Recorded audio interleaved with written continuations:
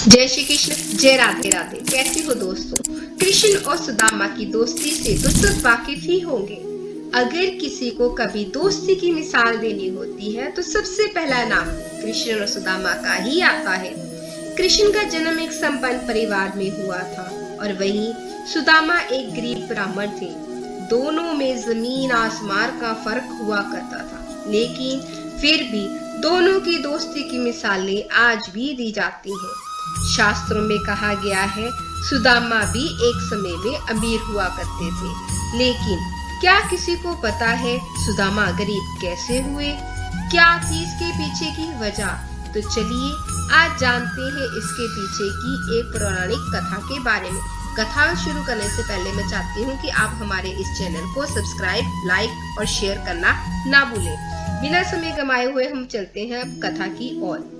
पौराणिक कथा के अनुसार एक ब्राह्मणी थी जो बहुत गरीब और बहुत कमजोर थी। भिक्षा मांगकर जीवन व्यतीत किया करती थी। एक समय तो ऐसा आया कि 5 दिन तक उसे कोई भिक्षा ही नहीं मिली।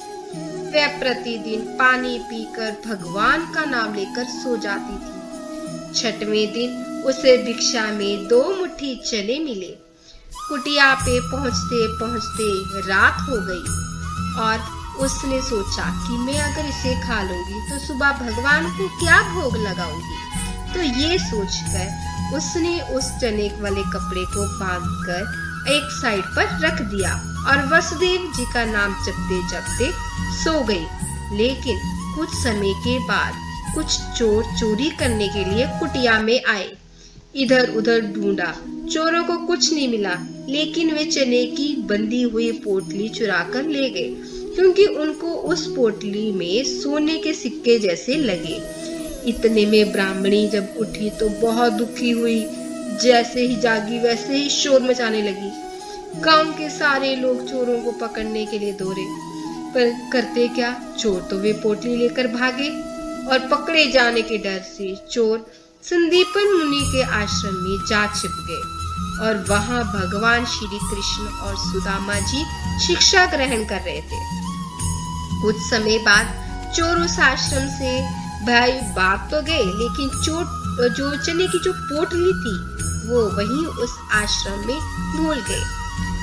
अब हुआ क्या, वो पोटली मिली वहां पर गुरु माँ के आश्रम में गुरु माँ जी को, और उन्होंने क्या किया, उन्होंने उठाई और उन्होंने कहा कि जो भी तुम जा रहे हो, श्री कृष्ण और सुदामा जी को कहते कि चने की पोटली है, आप इसे रख लो, जब भूख लगे तब इन्हें खा लेना। लेकिन जो वो ब्राह्मणी थी, गरीब ब्राह्मणी, वो तो बड़ी रोई कि मेरे तो चने की पोटली कहीं मिली ही नहीं। और वो इधर भूख से इतनी व्याकुल थी वो ब्राह्मणी ने श्राप दे दिया कि मुझ दीनहीन असहारा के जो भी चने खाएगा वह दरिद्र हो जाएगा, उसे गरीबी नसीब आएगी। जब प्रातःकाल गुरु माता आश्रम में झाड़ू लगा रही थी तो चने की पोटली उन्हें मिली। गुरु माता ने पोटली खोलकर देखा तो उसमें चने थे। सुदामा और श्री कृष्ण जंगल में लकड़ियां लाने जा रहे थे तो गुरु माता ने वह चने की पोटली सुदामा को दी और कहा, बेटा जब भूख लग जाए तुम खा लेना। सुदामा तो जन्मजात से ही ब्रह्म ज्ञानी थे।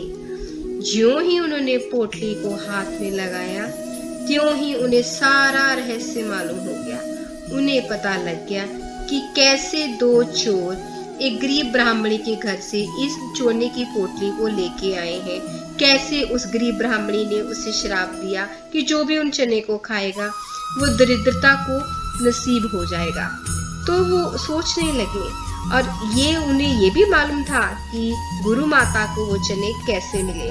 तो सुदामा जी ने सोचा, गुरु माता ने कहा था ये चने दोनों लोग, हम दोनों यानी कि श्री कृष्ण और सुदामा दोनों मिल बांट कर खाएं, लेकिन ये चने अगर उन्होंने श्री कृष्ण को खिला दिए तो सारी सृष्टि दरिद्र हो जाएगी। ये विचार उनके मन में आ गया तो वो सोचने लगे, मैं ऐसा नहीं करूंगा, मेरे जीते जी मेरे प्रभु दरिद्र हो जाए, ऐसा कभी भी नहीं होगा। तो इसी बात से डर से सुदामा ने सारे चने खा लिए और उसके कारण दरिद्रता का श्राप सुदामा जी ने स्वयं ले लिया, लेकिन अपने मित्र श्री कृष्ण को चने का एक दाना भी नहीं दिया और इस तरह से सुदामा ने अपने हिस्से में खुद गरीबी जो थी वो ले ली। और यही एक श्राप था जो ब्राह्मणी ने उन चोरों को दिया था।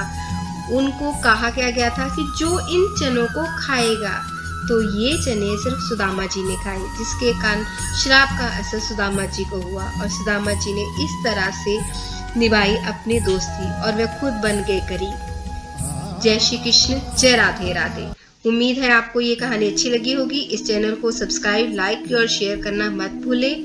आप हमेशा बांकी बिहारी के चरणों में आपका ध्यान लगा रहे। बांकी बिहारी जी की कृपा हमेशा आप पर बनी रहे। सदा खुश रहें। जय श्री कृष्ण, जय राधे राधे।